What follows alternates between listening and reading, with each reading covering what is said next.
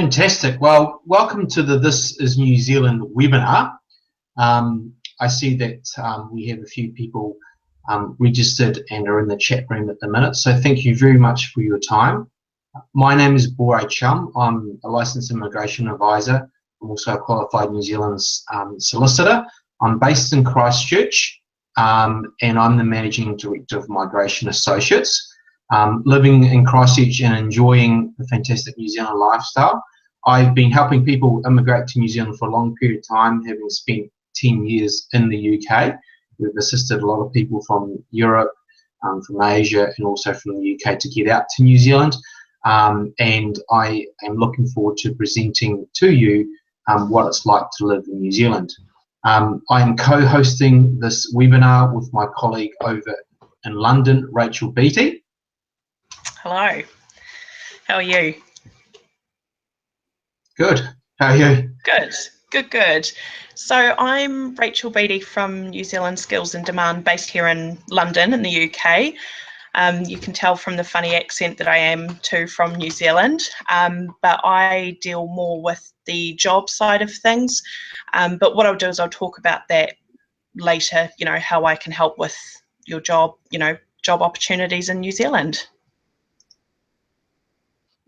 Fantastic. So what we'll do now is we'll go through the actual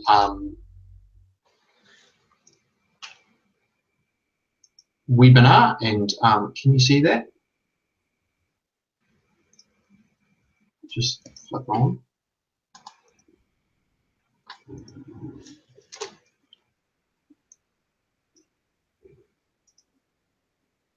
Okay.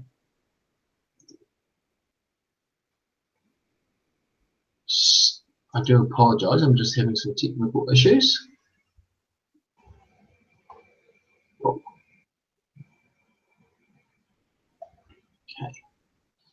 Do apologise.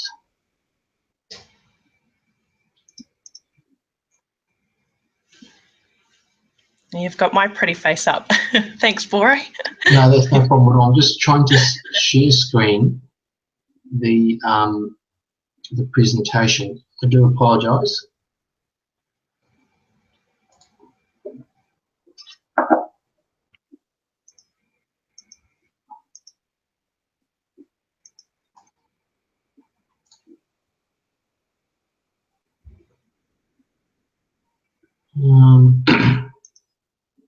This is what happens when you have technology. It's a wonderful thing when it works. In the meantime, Rachel, do you want to just go through just a little bit about your background and also about New Zealand in terms of the life and whatnot? I've just put this screen up and then get through. Yeah, sure. So I've been in London for 3 years. Joined the team at New Zealand Skills in Demand. I like to think I've sort of had the best of both worlds, really. London's quite, well, depending on where you live in the world, London's quite chaotic. I know a lot of other places are like that as well. But New Zealand is so much more different to that. It's a lot more laid back. People are a lot more friendlier. You walk down the street and someone will always smile at you and say good morning or good afternoon and talk about the weather. So I like that we're a good laid back, friendly bunch, really. Depending on where you're from, you'll notice a big change in population as well, but we'll talk more about that when we get the presentation up.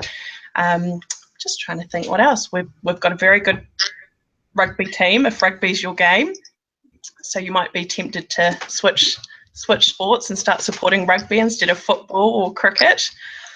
So it's a good place to be, though. It's definitely a good move to make. And also, we're always here if you've got any questions about the lifestyle, cost of living and things like that. But hopefully this seminar tonight will sort of answer all your questions.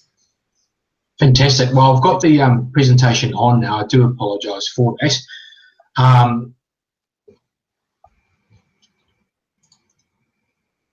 Fantastic. So firstly, I'll go through the schedule, but firstly what I wanted to do was thank the Bank of New Zealand Immigration Cover for sponsoring the This is New Zealand webinar. We couldn't, without their support, we couldn't bring this webinar to you.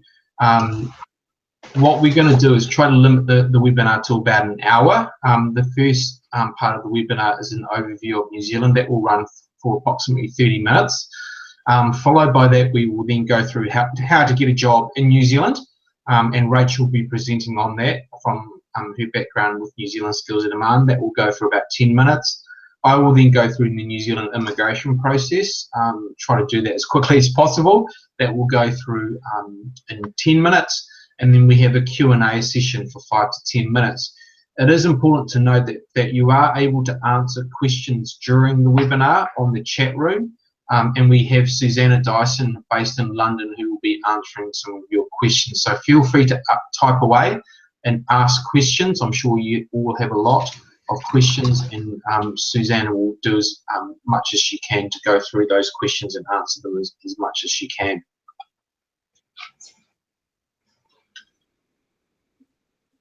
Okay, so New Zealand in numbers.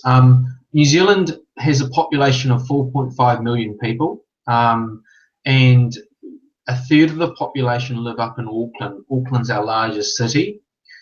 Culturally, we're very multicultural in terms of the fact that our population is split between around 70% white European background, and then also around 15% are Maori.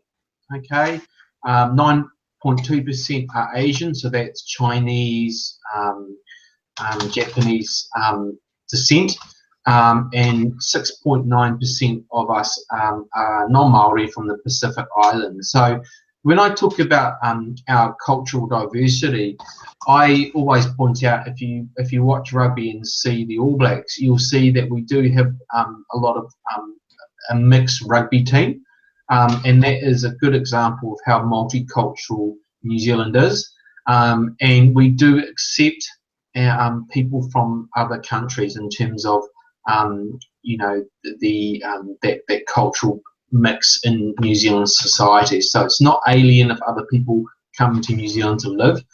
We are very multicultural.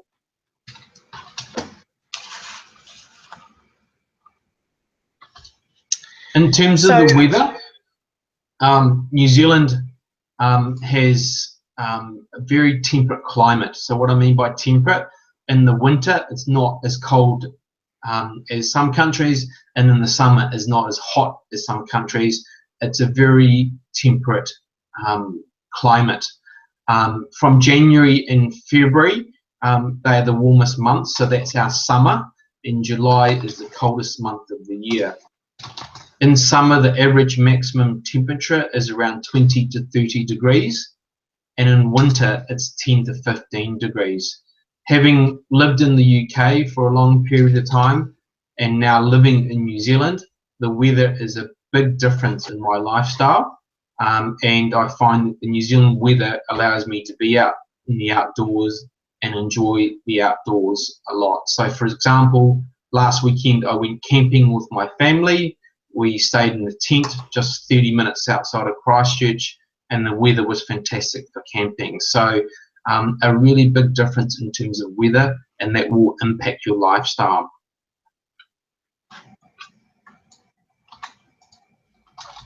Auckland and Christchurch, when you look at weather, are totally different.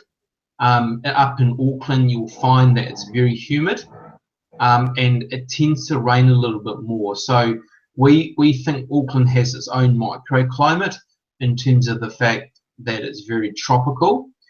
Whereas in Christchurch, we have a very dry summer, and temperatures can be very, very warm, but then conversely in the winter it can get cold, and in some years it has snowed. So Auckland's obviously based up in the North Island, and Christchurch is in the South Island.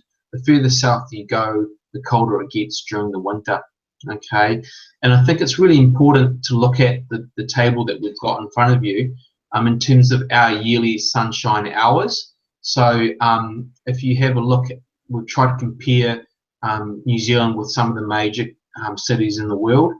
So, for instance, in Christchurch, you'd have just over 2,100 sunshine hours, and you compare that to London at 1,500 sunshine hours on an annual basis. Okay, it's interesting to note if you're from South Africa, you'll have more sunshine hours than us.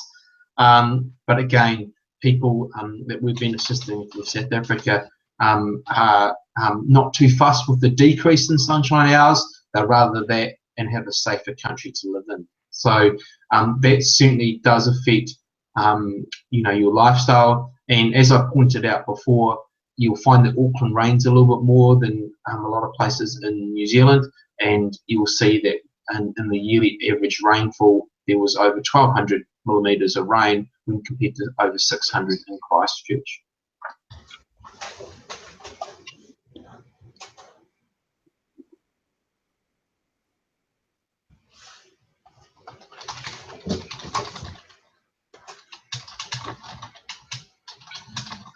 So in terms of housing, as you can see, the New Zealand houses are really built to facilitate that outdoor and indoor living.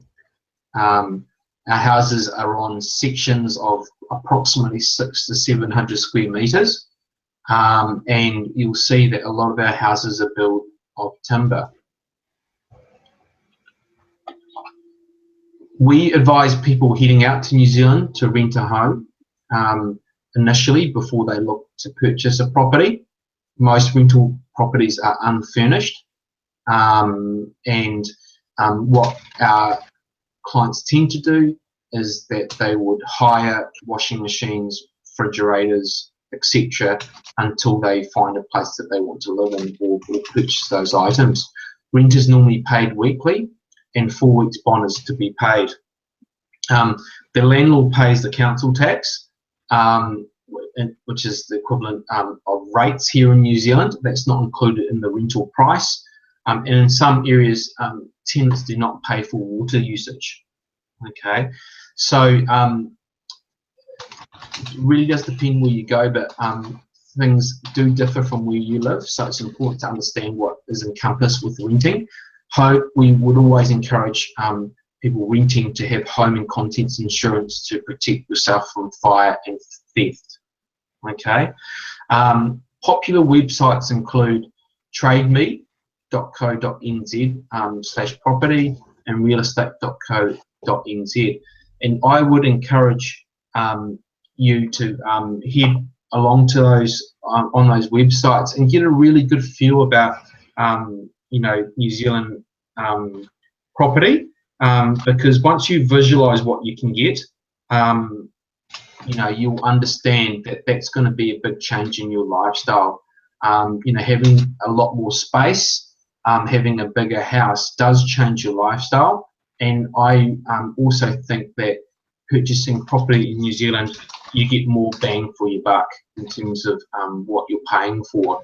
So that has been a big difference in our lifestyle. We've got a lot more space here, and we've also got a lot more space in the house, and also a lot more space outside the house.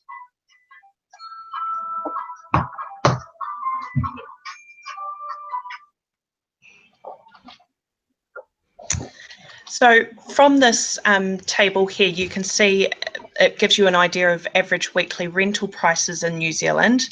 As Bore's mentioned, Auckland is our main city. It's got the biggest population, so you can expect that prices are going to be a little bit more expensive than, say, if you were to head down to the South Island, maybe down where I was born, down in Dunedin, which is a wee bit cheaper.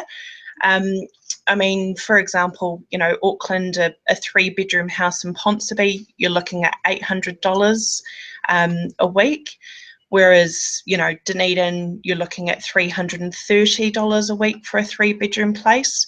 But in New Zealand, we're a very friendly bunch. So quite often you might find yourself living in a flat share to start. So that's when, you wouldn't be expected to pay these sorts of costs up front. You may share them with your, your flatmates. I mean, that's a really good option just to, get yourself started in New Zealand. But this is a really good graph that gives you a good idea of the prices and what you'd expect to pay.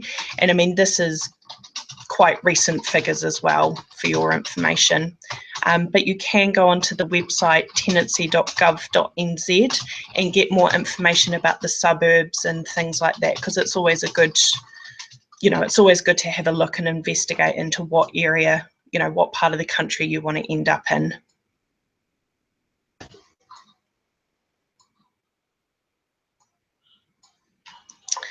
So buying a home in New Zealand, most of our urban houses are standalone and are built of wood. So I don't know what it's like in the rest of the world, but here in the UK, the houses are quite close together and you're sort of right next door to your neighbour.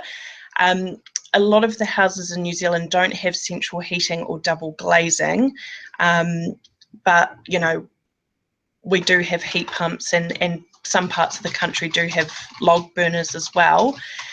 If you are looking at buying a home, we do special property features in the Wednesday and Saturday papers, and they can be quite informative about your different areas, what houses are available, and the open homes. A lot of the open homes are mainly in the weekend and on Wednesdays, and you simply just go for a drive in the area that you're looking at. You can, the open homes are normally, they run for half an hour or so. You go along, you register your interest if you, are interested in the property, and have a look around, and then off to the next one. There are special conditions that you do need to think about though. It's a good idea when buying a home to get a building inspection, a limb and title, and your finance needs to be sorted as well. It's always very good to have these included in the sale report as well, just in case something's to happen. Unlike the UK, we don't have any chains, and auction is a common way of buying and selling as well, and you're expected to put down a 20% deposit, and it's an unconditional sale as well.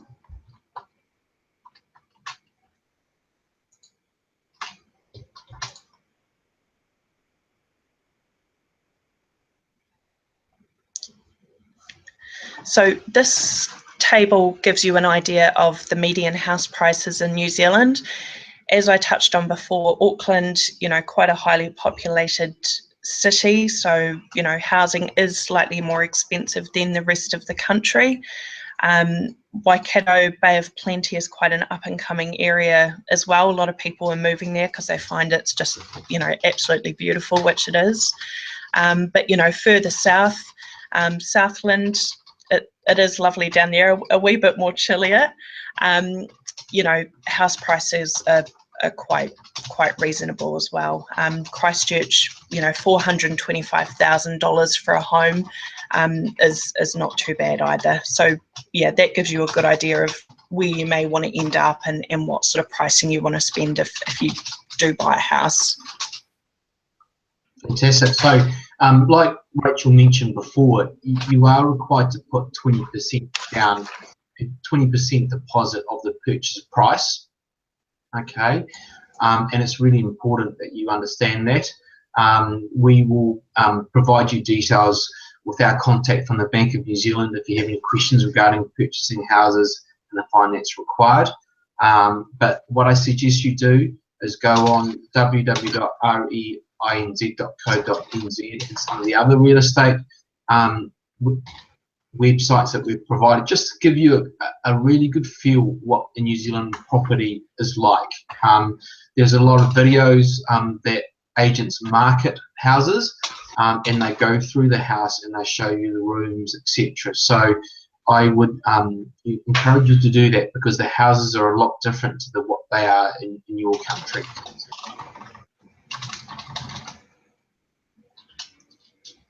Healthcare. Okay, so we have a New Zealand public health system, and we provide free public hospital treatments and healthcare during pregnancy and childbirth. as well as subsidies on GP visits, so that's the doctor, and prescription medicines. It's very important that you have a current permanent resident visa or work visa to be able to obtain those services from our health system. We have 40 public hospitals throughout New Zealand, and one of the key differences that that the New Zealand system has is our ACC scheme that you will be signed into if you're employed. And what that basically means is that if you're injured, you know, climbing a hill, playing cricket or playing touch in the weekend, and you can't work, there is a possibility, if you meet the requirements, that your employer will pay you 80% of your weekly wage until you're ready to come back to work. Now the ACC can also, it's like an insurance, and basically it could also pay for any rehabilitation such as physio. Okay, so this is to prevent private litigation in terms of personal injury, and it's a very good scheme, and it's something that the employer contributes in your weekly wage. Okay, so unlike some countries, we don't have that personal litigation for personal injury. Now, many New Zealanders do elect to have private health insurance. I know in the UK, a lot of people in the UK also elected to have private health insurance.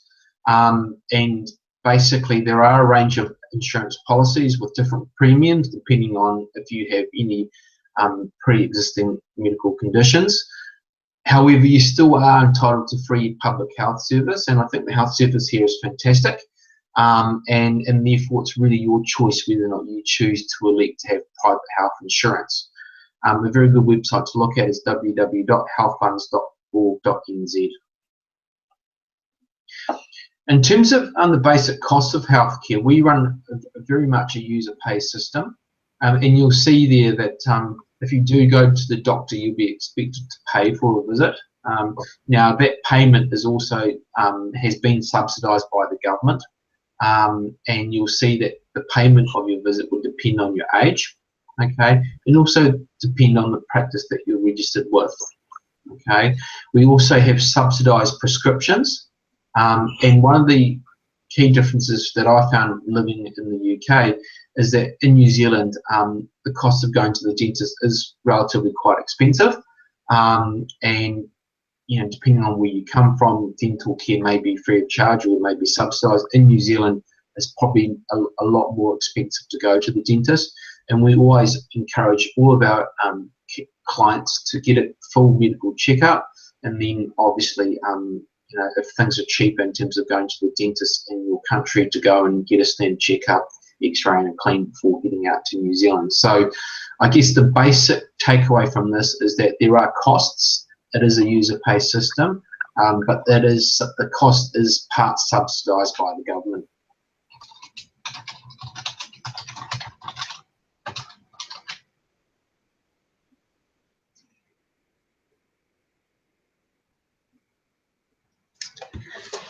Okay, so education.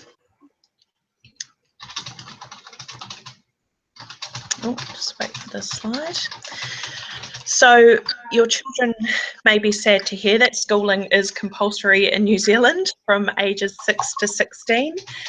Most children, though, will commence school after their 5th birthday. I mean, with moving to New Zealand, because our term dates start, you know, the schooling year starts in January and finishes in December. If you are moving to New Zealand, you know, halfway through the year, don't be worried about you know, having to wait until the end of the year for your kids to start school, because that's not a problem. Free secular education is available. Years 1 to 13 do NCEA, and there is zoning in certain cities, so that's a really big, I guess that's a major point to think about. If you're, you know, wanting to buy a house, you want to get your children into a particular school, you need to check what the zoning's like and, you know, talk to the local schools about that. As I touched on, though, our term dates, we are slightly different to, I know, the UK. You know, our first term is in January to mid-April. Term 2, you're looking at late April to the beginning of July. Then we sort of have a little bit of a break. Term 3 starts mid-July to mid-September, and term 4 is mid-October to mid-December. Now, it's really good having the term finish in mid-December because, you know, this is when it's summer in New Zealand. You know, the kids have finished at school. A lot of parents will take time off because it's Christmas and it's summer, and, you know, they'll all spend time together. And this is where is great. You know, it's everyone's off on holiday, it's warm, it's sunny, and yeah, it's a really, really good time of year. So primary and secondary schools, now depending on the part of the country that you're in, some schools will be primary schools and intermediate schools. Some places your children will go to primary school from year 1 through to year 6, and then they'll go to an intermediate school, which is a completely separate school and sort of prepares them for high school. More rural areas will combine all three in one location, so there will also be the high school students from year 9 through to year 13 there as well. But in regards to grades, NCEA level 2 is the equivalent to UK GCSE's grades A to C, and NCEA level 3, so that's the last year at high school. That's when, if you know, your children might be thinking about university or something like that, that is the equivalent to a UK GCE A level.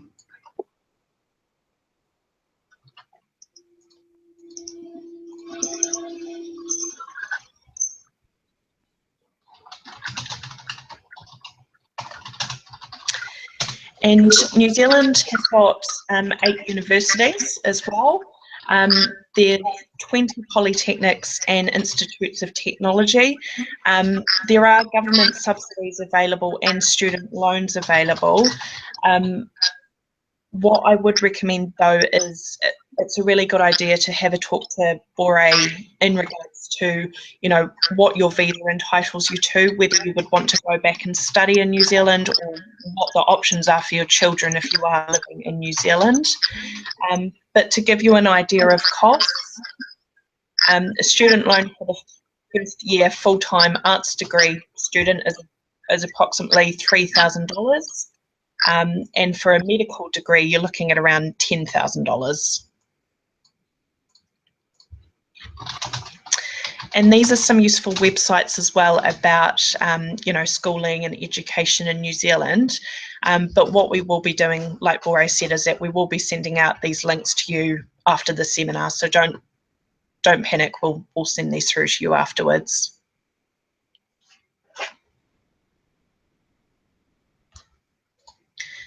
So driver's licenses in New Zealand, the minimum age to apply is 16 years. We get our license quite early in New Zealand because it's a very car-heavy country. You know, we need cars to get around. Our public transport system, you know, isn't like here in the UK where it's fantastic. There are 3 stages of the license.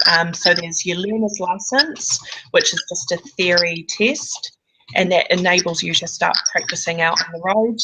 You then have your restricted license, which you hold for, I think it's close to 2 years, but you can lower it if you do extra driving courses, and then you can go for your full license. A current and valid overseas driver's license, you can drive for a period of 12 months from the date you arrive into New Zealand. And then you can, once you've been in the country for longer than 12 months, you can look at changing over your driver's license. Depending on which country you've come from, you may need to sit a theory test, or it may just be as simple as doing an eye test and then paying a fee and getting your license swapped over. But if you look on the AA website, they do all the licensing in New Zealand, they'll have further information about what's required. Thank you, Rachel. The cost of living. Now, this is a very important aspect of life in New Zealand, and may differ from where you live. It's very important that when you're looking at the cost of living, to try and not convert in terms of your exchange rate. Ultimately, the best way of looking at cost of living is once you're earning New Zealand dollars and spending New Zealand dollars. Okay. One of the key things that you must note about New Zealand is that we are based in the South Pacific. We're 2 islands, and our population of 4.5 million means that with some things we can't buy in bulk. So, for instance, when you compare it to the UK, clothes and food in the UK are a lot cheaper than what they are in New Zealand because of supply and demand. So, we'll give you some useful websites, but what I would encourage you to do is try avoid converting your currency, because the best way of looking at cost of living is once you're actually earning and spending New Zealand dollars. Okay, so we have a GST tax here on goods and services, and in the UK, our GST is equivalent to VAT. Okay, and we also have tax rates on personal income, and you will note there that the personal income rates are less than the OECD average, which is fantastic. So a couple of the key things in taking into account the cost of living. In terms of general costs, we try to give you a good understanding of the general cost, but it would just depend on the time. So if you have a look at petrol, it's about $1.87 per litre, New Zealand dollars. Postage stamp to the UK is around 2 New Zealand dollars. The flat white is around 4 to 5 New Zealand dollars. Things that you can buy in your house, washing machines from 750 to 3,000 New Zealand dollars. That's a front loader. In terms of a top loader washing machine, you're looking at 500 to 1,700 New Zealand dollars in television. So what we certainly did when we moved from the UK to New Zealand was we purchased things that cost a lot less in the UK than when compared to New Zealand. If you've got a pen and paper, harveynorman.co.nz is a great website to go have a look at in terms of household furniture and appliances, and you can use that website to compare the cost of those household appliances, etc., to how much they would cost in your own country. In terms of a grocery comparison, what we're looking at doing here is going to a well-known supermarket here in New Zealand called Countdown, and what we tried to do is just do a little bit of a shop to give you a comparison. So, for instance, we bought some milk, bread, eggs, butter, tea bags, pasta, cooking oil, apples, potatoes, lamb chops, laundry powder, potato chips, and some wine. Now, in Countdown, that came to 66 New Zealand dollars. If we were to convert that and buy the same thing in the UK, it would cost $69. So slightly more expensive for some things in New Zealand. If you look at those other exchange rates that we've given there for you. So I think the best way to do this is, it's really hard to get things in a spreadsheet and understand the real true cost, because it's really important that you are earning New Zealand dollars. But it's also important when you're looking at just get a comparison to what things cost in your own country. Okay, we've certainly found that things are a little bit more expensive, but we've also worked a little bit harder in terms of finding the right supermarket to shop at. In New Zealand, what we tend to do is we go to the supermarket to buy certain things, and we go to a fruit and veggie market to buy our fruit and veggie, and we'd also maybe go to a butcher to buy our meat. And by doing that, you can reduce the costs of groceries. So it's just understanding and getting a feel for it. We've only been back since the start of this year, and it's been about 9 months now, and we're starting to get a good feel of where to go and purchase things. So why move? You know, and I think it's all about, and what we want to kind of convey in this webinar is quality of life, and it's that work-life balance. You know, in a 2015 Mercer Quality Life survey, Auckland was ranked number 3. Okay, and this was based on 39 factors, including housing, recreation, education, and political environment. I know that last one, political environment, if you have a look at what's happening in South Africa, the UK, and the US, and also parts of Canada, you'll see that there is a lot of push factors in terms of a little bit of instability in terms of the political environment, and there has been a big upsurge in demand of migrants looking to head out to New Zealand. In 2015, the Mercer Cost of Living Survey, Auckland was ranked number 61, where the most expensive city is ranked number 1. So, you know, you'll see we rank quite high in those cost of living surveys, and that's really important. You know, if you're moving to New Zealand, you're moving for the lifestyle, okay? The balance of lifestyle. If you have family, it's to spend time with your family and to be able to go into the outdoors and enjoy that outdoor living. A couple of things that, you know, we're going to go through in terms of so why move.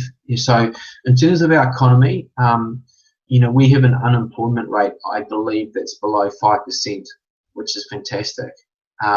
So there is real job growth, and it's expected to continue.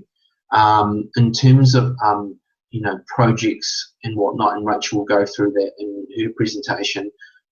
We are screaming out for skilled workers in a variety of sectors.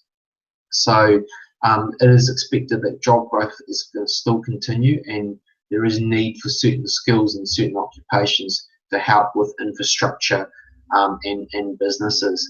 In terms of education, a lot of our families heading to New Zealand are going to make sure that their children get a good education. New Zealand 15-year-olds scored ahead of those in the UK on reading, maths, science, according to a recent UN report. As I touched on before, you know, socio-political, New Zealand is the least corrupt nation in the world, which is fantastic, and you know, it's a very good indicator in terms of, you know, our socio-political system. In terms of landscape, TripAdvisor named Milford Sound as one of the world's top travel destinations. So even coming back to New Zealand, I feel like I'm a tourist, and we've just got, our landscape is just beautiful, and every weekend there's a trip to discover and to experience the outdoors, and it doesn't have to cost a lot, so you can do a lot with your family. In terms of our population, I know in the UK it just feels like there's a lot of people living in that country. You know, New Zealand's had a similar size to the UK in terms of landmass. We have 4.5, whereas the UK, 1 million people, whereas the UK have 63 million people. Okay, so what I found living in New Zealand is it's a lot less congested, and you just feel like you have a lot of space, okay, which is really, really important. You know, so more people live up in Auckland, as indicated earlier. So again, you know, that even kind of backs up the claim that we have just a lot more space. In terms of New Zealand, we're a very innovative country, and we also have recognised, you know, women in high positions, such as, you know, the first Prime Minister, Speaker of the House of Representatives, etc.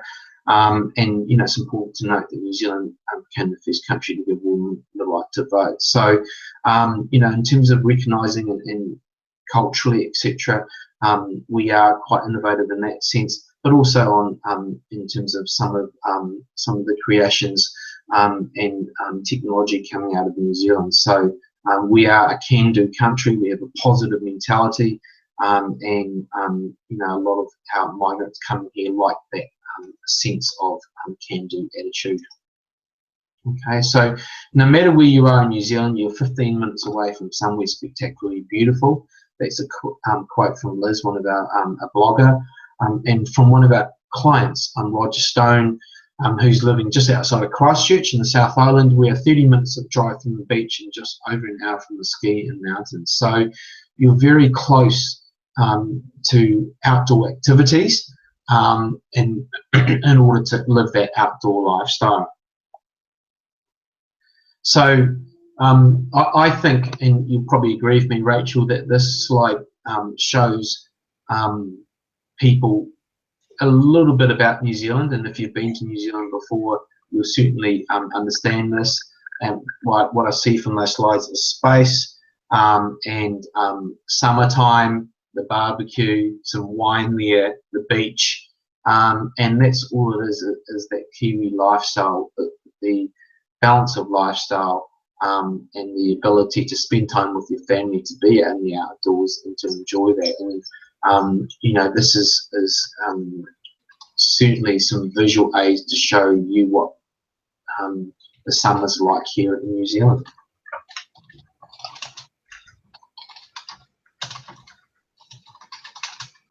Cool, thanks, Bore. So now I'm going to speak to you about some of the job opportunities in New Zealand and what New Zealand Skills in Demand does. So our company was set up in 2012 on the back of the earthquakes that took place in 2010-2011. It was set up by 4 Kiwis. There is currently 2 of us here in London, so it's Susanna Dyson, who's on the chat room, and myself. And then we also have Glenn, who's based in Christchurch. He's our account manager, so he, you know, establishes new relationships with companies and assists new arrivals into the country. And then we also have Guy as well, but does do a little bit of travelling as well. And he's, like Susanna and myself, is a candidate manager, but also looks out for new relationships with companies as well. So we work with large, reputable and well-established New Zealand companies, and you know, we've placed around 400 candidates into work in New Zealand in the last 3.5 years. So as you're aware, Christchurch was hit by a major earthquake over 5 years ago, which impacted the city centre and surrounding suburbs. This has been, you know, a $40 billion project, likely to at least take 10 to 15 years. 5 years on from the major earthquake, and only 40% of the work has been done. So there's still a long way to go to get back the city to its previous condition. There are thousands more skilled tradespeople that we need in New Zealand. The central city is going to be largely redeveloped and rebuilt, and there's going to be, you know, a lot of sort of key projects going on in the area. Thousands of new homes will need to be built in the next 5 years as well, and there has also been a lot of repairs to horizontal infrastructures, so roads and water pipes and things like that.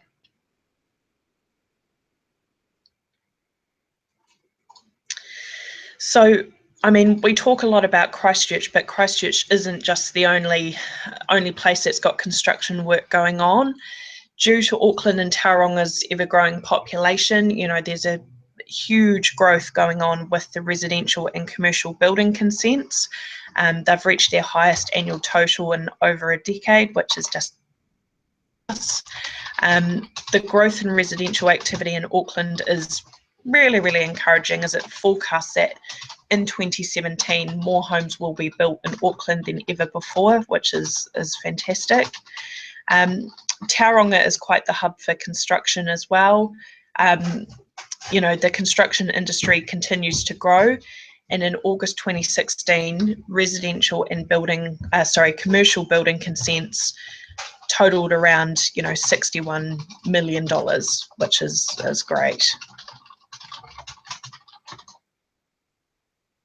So what we need to help you find work is, I mean, it is quite a paper-heavy sort of job, but we need from you an up-to-date CV, and what we can do is send you out a New Zealand template so you can get it into the format that they like in New Zealand. We would also need background information from you. So we would get you to do a candidate briefing document, which is when we find out more about things like, are you going to be travelling by yourself? Are you going to be travelling with family, children? You know, do you have a house in the UK to sell before you go? Are you going to rent it? Time frames and things like that, because that's a really big part of it as well, is to know when you want to go. You know, it's a really big move, and you know, it's good to get that information from you. We also need to get written references from former employers and, you know, clients' details if that's what you have as well. We need copies of all your qualifications. We need your Skype username, because what we do is, instead of having you fly out to New Zealand and do lots of interviews, we put you in touch with people in New Zealand, and you just do a Skype interview, and we can help you with that. We send you out interview questions and we can give you tips. And probably one of the biggest things, if not the most important, is to understand and commence the visa process. You need to know what visa you can get, you know, what you're entitled to, what the situation is if maybe you're travelling with your family and you'd maybe like to gain residency in the future. So it's a really good idea to know what the visa process is before you come to us, and we can sort of help with the job side.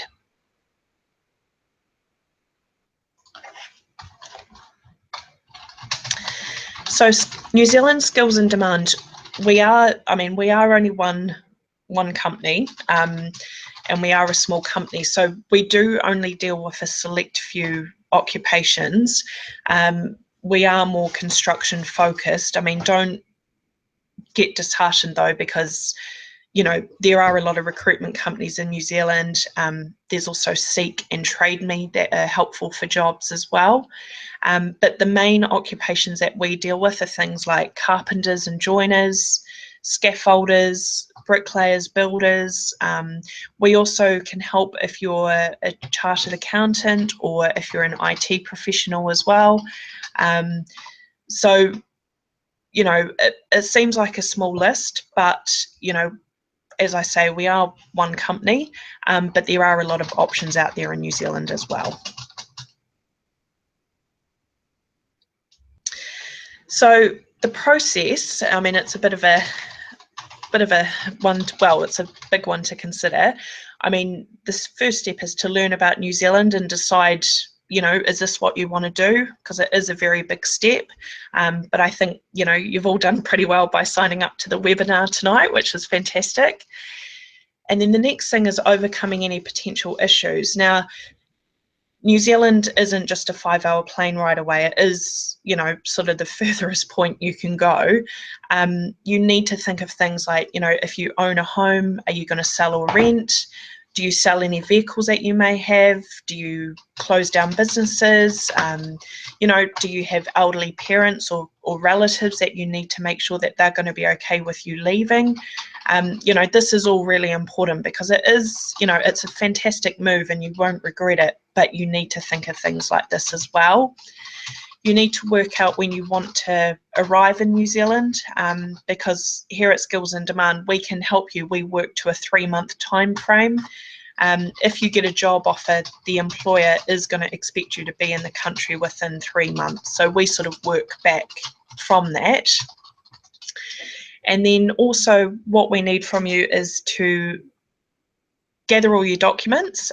So your CBD, your CV template, your CV, your, you know, copy of your qualifications and things like that. Because what we do is we help you get it all together, and then we send it through to the recruitment team in New Zealand.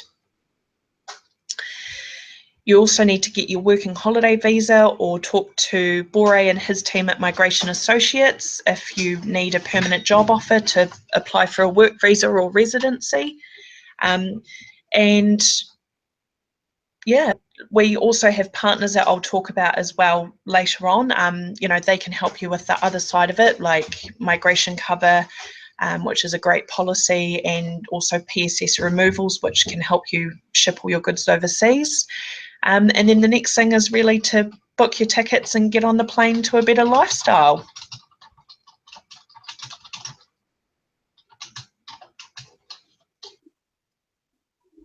Fantastic, thanks, Rachel. Now I'm going to quickly go through the New Zealand immigration presentation.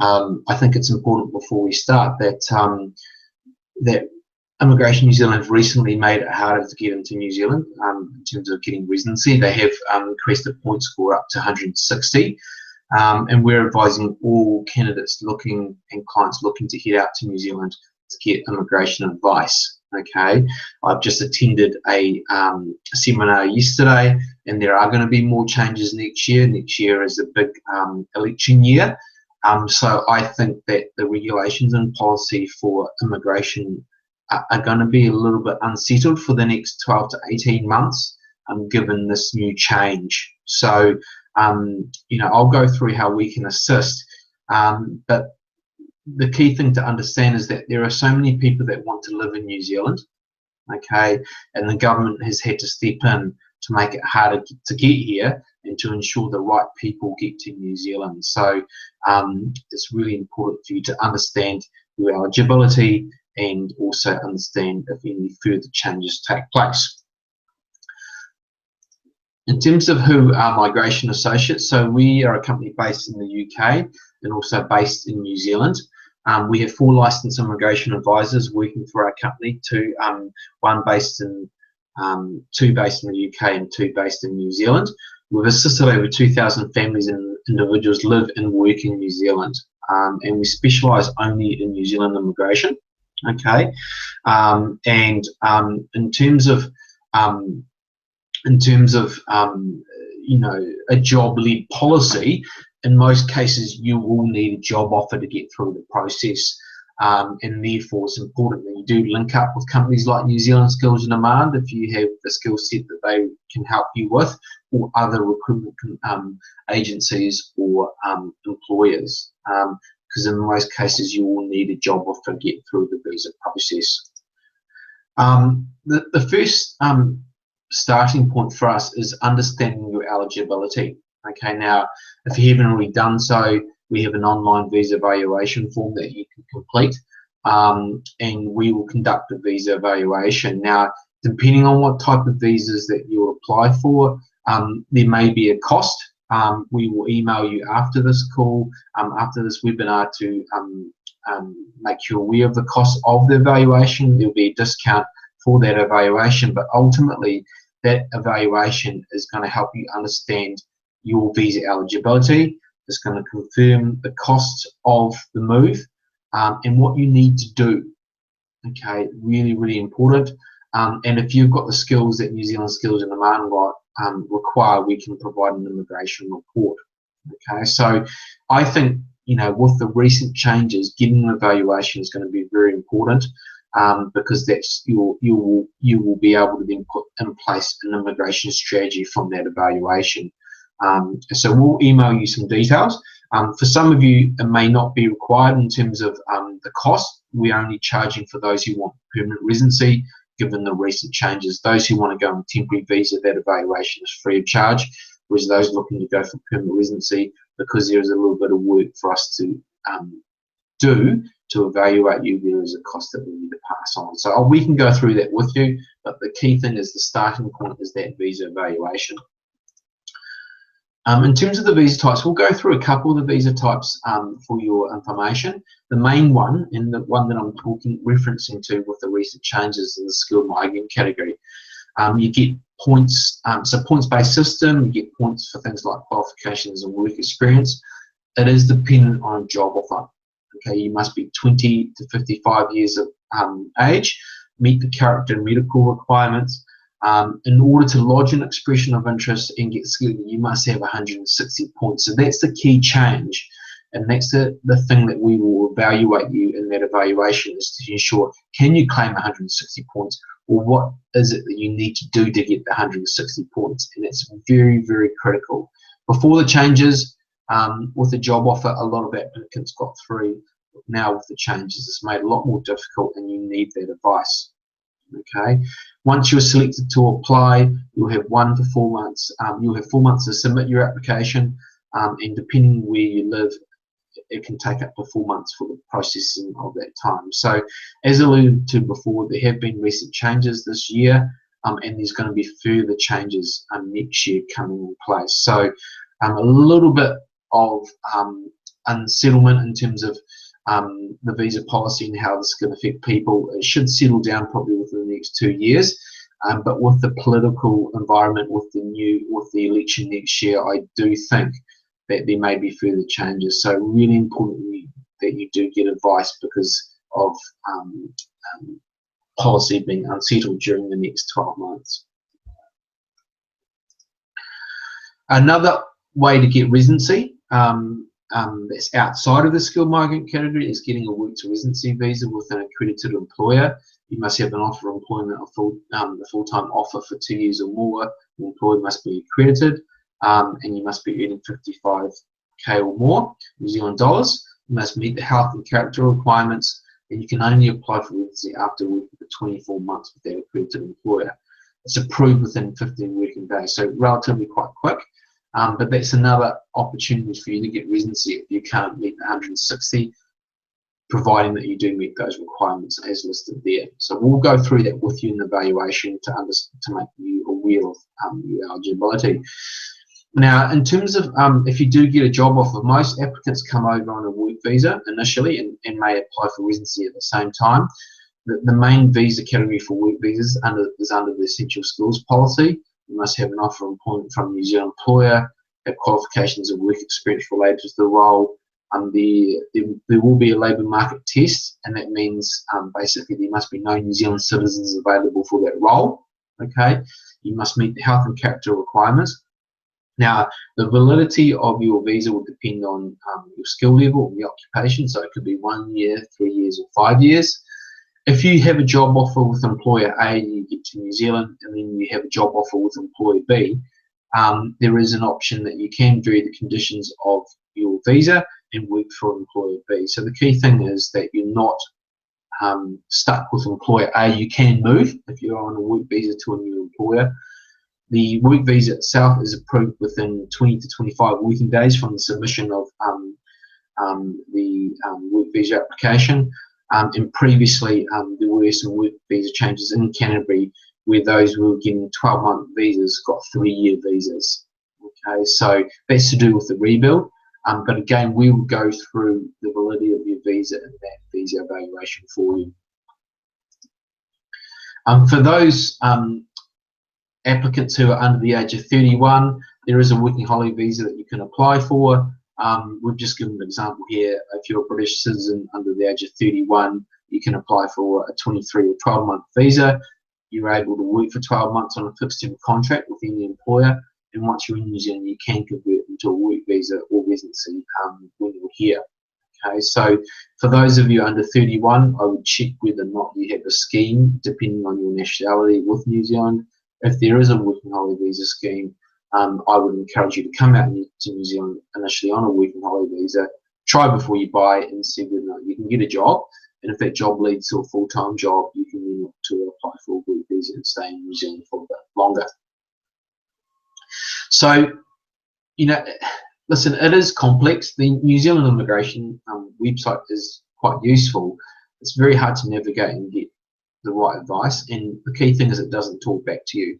Okay, and it's really important that you understand your eligibility because your circumstances is different from other applicants, and put together an immigration strategy. Okay, and understand what it is that you need to do in your pathway to get residency to make sure that you can get through and you can live in New Zealand. Okay, you need to understand what you need to do in terms of documentation. You need to understand timeframes because timeframes will help you with planning your move, and also costs are really important so that you can budget for the move. You know, and then also you've got to understand how the visas work together. So we have applicants applying for both residency and the work visa. They come over on a work visa, and shortly after getting to New Zealand, the residency visa is approved. Okay, or they may come out like on a working holiday visa and then apply for a work visa at a later date. So we know that a lot of our clients like to understand what the future holds for them, and understanding how the visas work is going to be very important for you to build an immigration strategy. And as part of that evaluation that we can provide to you, we'll build that immigration strategy for you. Okay, medicals, police certificates, and occupational registration. Okay, it's really important that you understand that you must have an acceptable standard of health to get through the New Zealand visa process. I would go and visit a GP and get a general checkup. Medicals are only valid for 3 months once you've obtained them, so only obtain them once you've got a job offer. Okay, they can be obtained by a New Zealand panel of doctors, and there should be one close to you. You can go on the INZ website, or we will advise you where your nearest practitioner is. In terms of character, I would obtain a police certificate. They're valid for 6 months, and it's important that that police certificate is cleared. If you do have previous convictions, it's important you disclose those in order to get through the visa process. So again, we would go through those and flag up any issues with you. If you're in an occupation that needs registration, such as teachers, nurses, plumbers, doctors, electricians, and gas fitters, there is an extra step in the process. You need to obtain New Zealand registration to work in New Zealand in these occupations. And New Zealand employers will not consider you until you've obtained that registration. So again, as part of that evaluation, we will let you know whether or not registration is required, and we advise that you start the process if this is a requirement that you need to undertake, because for some processes it can take up to 6 months. So again, another reason why you should obtain evaluation to understand whether or not occupational registration in New Zealand is required and what you need to do as part of that process. Remember, New Zealand employers will not consider you unless you're going through the process of registration or come out the other end and have received that registration process. Okay, why use migration associates? I think we're licensed with the IAA to give immigration advice. We have a high success rate, and there are less delays with our applications because of our advice. Please note that we will not take on your situation if we don't think we can get you through the process. That's part of our evaluation process. We'll provide you with assistance with documents. Now, if you don't have the right documents, you're not going to get through this process. I know the world's gone, internet crazy and everything's online, but you still need to produce documents as part of the process. Okay, now we will liaise with Immigration New Zealand and your employer on your behalf, and we will make sure that Immigration New Zealand do their job, that they process your application smoothly, and no doubt they're going to be asking questions about your application, and we will liaise with them on your behalf to make sure that those questions are answered correctly. Again, like I said, we'll create an immigration strategy with you. It's all about paperwork, and our employees understand what paperwork is required. We will save you time, we will save you money, and limit the stress levels. It is a stressful process, but we will try to make sure that we push you along the way and to minimise as many delays as possible. If you have a job offer, that employer will want you as quickly as possible, so you have to, as much as you can, avoid some of the delays in that visa process. Okay, my advice, as part of that evaluation, we provide a visa consultation. It is the biggest decision you will make. Sit down with someone and a licensed immigration advisor to understand your visa eligibility, the cost and time frame. Until you have that information, you can then make an informed decision whether or not you want to proceed and the time frames and costs involved. And it's really, really important before you undertake the process to have all your queries addressed. Okay, if you're a family, your partner may have questions, your children may have questions. It's really important that everyone's on the same page before you start the process. Okay, along with skills and demand, we do have a social media presence. There's a lot of useful information on our Facebook page, so go ahead and like that. We have a Twitter page and some really nice photos on our Pinterest page and other social media pages. So a great way to keep in touch with us in terms of finding some information about moving out to New Zealand. Okay, so what we'll do is we'll have a quick Q&A session. Okay, we will email you with more information and the next steps, along with some of the links and a recording of this webinar, so that you have that for your records. We also work alongside key settlement services companies that can help you make this move. and we'll go through those. I'll just get to the next slide. So if you're looking to exchange your money and do FX transfer, our contact in the UK is David Newson. His details are there in terms of his email address. And Money Corp are a very well-known brand in the UK and worldwide. And it's really important that, you know, for budgeting purposes, you understand what your what the money that you've got now saved, what that's going to translate into New Zealand dollars. In terms of banking, we obviously work with the BNZ, one of New Zealand's largest banks. Michaela Duncan, again based in the UK, is your contact, and she can answer queries such as how to set up a New Zealand bank account, and any questions about mortgages, etc. If you're based in the UK, with PSS Removals, they are a removal company. They assisted our family with removing all of our personal effects to New Zealand in a container. You know, ask some of the questions regarding, you know, what you can and can't move to New Zealand. If you're not based in the UK, I would still email him and see whether or not he can direct you to any of his partners in other parts of the world. And also in terms of insurance cover, we would encourage you to contact Chris Galway from Migration Cover. They've got a number of exciting policies that you can look at and undertake to just mitigate some of the risk with the move. So really important that you do not only concentrate on the visas and the jobs, but look at all your other settlement services aspects. Okay, the visas and the jobs are only one segment of that pie chart. There's a lot that you need to bring together to make this move successful, and we do work with trusted partners that can assist you with the other aspects of moving out to New Zealand. Okay, just want to give a quick thank you again to the Bank of New Zealand and Migration Cover for sponsoring this webinar, and without them this webinar wouldn't have happened. So I do appreciate your time and for your continued support, so thank you. Okay, so I think what we'll do now is open this up quite quickly to some questions, and I think Rachel and I will just answer those live. Rachel, you on? Yep, I'm back here. So if you want to ask a question, just put something through the chat room, and myself and Rachel will go through it and try to answer that as best we can.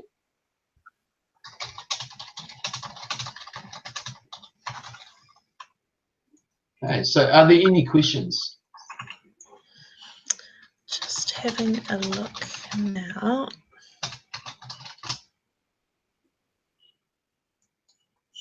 Yes, so Stuart, a working holiday visa is only available for those under the age of 31. Okay, if you're over 31, you'll need to have a work visa and a job offer to get through the process. Okay, so it's really important to understand what your demand is like in your skill set. Certainly contact the guys from New Zealand Skills Demand to see if they can assist. But if you're over the age of 31, you will need a job offer to get through the visa process. And I can see Evan's question here about a recruitment consultant. I mean, unfortunately, New Zealand Skills and Demand, we are the guys in the construction industry who are working on the tools, so, you know, scaffolders and things like that. But I can certainly give you, once we send out an email, I can include the details of 2 job hunting websites in New Zealand, seek.co.nz and also trademe.co.nz, which are really good for finding jobs on there. Even just alongside what Rachel said, which is really useful, on a visa front, we have actually helped probably about half a dozen recruitment consultants in the last 6 months get visas. So there is a demand for recruitment consultants, and therefore, you know, even though Skills and Demand can't help you with that, I know from a visa point of view there are employers hiring recruitment consultants, and there is a bit of a need for that. So, you know, you need to concentrate on those cities like Auckland, Wellington, Christchurch, where there is a higher population, and do some research and have a look at those 2 links that Rachel will send through.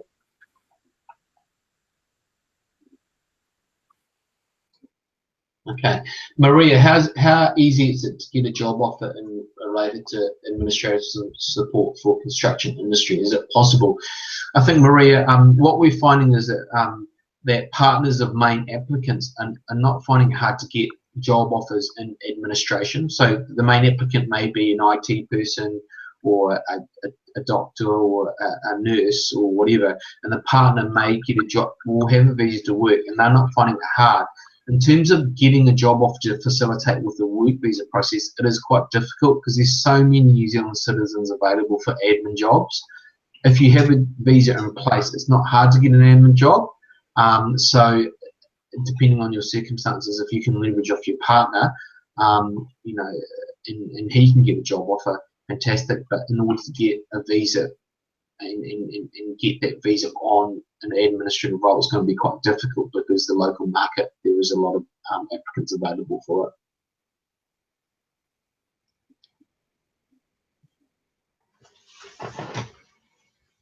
Fantastic. Okay. Well, I think what we'll do is we'll wrap up this webinar. I do apologise for some of the technical delays. It's actually a process that we're looking to streamline a little bit. I thank you for your time, and I think most importantly, we're here to help as much as we can from a visa perspective. The evaluation is important. From New Zealand Skills and Demand side of things, is your CV. We'll provide you with some more useful links, etc. But the key thing and the key message from this webinar is, if you're looking to live and work in New Zealand, it is all about the lifestyle. And certainly being coming back to New Zealand is a reminder that life in New Zealand is pretty easy. There's less people, and there is that balance of lifestyle. So, on behalf of our partners, you know, I'd like to thank you for your time. If you have any questions, you'll have an opportunity to liaise with us post webinar, and again, a link to this webinar and a recording of this webinar will be sent to you. Thank you.